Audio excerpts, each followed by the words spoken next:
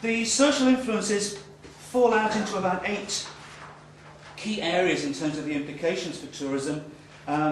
We all know about the money-rich, time-poor issue. I think individualism, personalising, customising tourism experiences and products for self-improvement, I think will be very important. Tourists looking beyond material possessions. We all know about the new tourist, the post-tourist. I think for education what that means is that some of the, what I call Cinderella professions, like guiding and interpretation, we know they're important but we don't take them seriously, will need to become much more serious, much more professional in terms of uncovering destinations for tourists.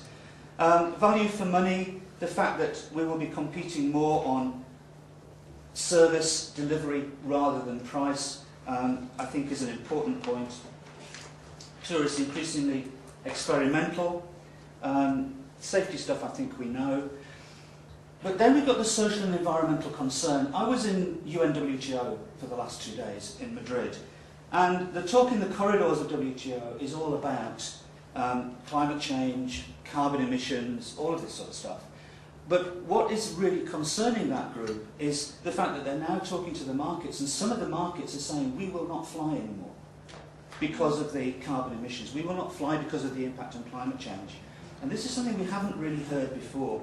So whilst we have all these drivers of consumerism and economic growth, behind that we're now getting a conflict in terms of the issues of ethical consumptions. I am trying to make my school carbon neutral in 5 years' time. I don't know if I can. And I hope that you've all offset your flights to Vienna by planting whatever you should be planting. Moving on, political influences. Don't want to say too much about this. Obviously the security, the cyber terror, this sort of stuff is going to continue. I think the growing immigrant populations is going to be a very important area, and I think tourism is actually contributing in this area. There's been quite a bit in the UK press recently about ghettos of immigrants in different countries, basically facilitated by new technology and by low-cost carriers. The fact that you don't need to embed within your chosen country anymore, because you can get home again on a low-cost carrier very quickly, you can talk to your friends and relatives on the internet through the VoIP technology, etc. So I think this is going to be something for the future that will be important. Destinations perceived as less safe, I think we know that stuff, but the globalization versus localization, this awful word glocal that seems to have crept into the vocabulary. I do think we have to be careful with globalization, in that we talk about globalization a lot, but I think we have to remember that at the end of the day, tourism, the tourism service, is delivered within a local environment, in a local context, and hopefully by local people delivering local materials. So tourism is, at the sharp end, very much a local activity. Move on to the fourth driver that was identified in the study. Now we know tourism is intimately linked with the environment. We know that there are major issues now with climate change. How are you going to deal with subtropical Vienna in 2020 when you won't have winter tourism anymore?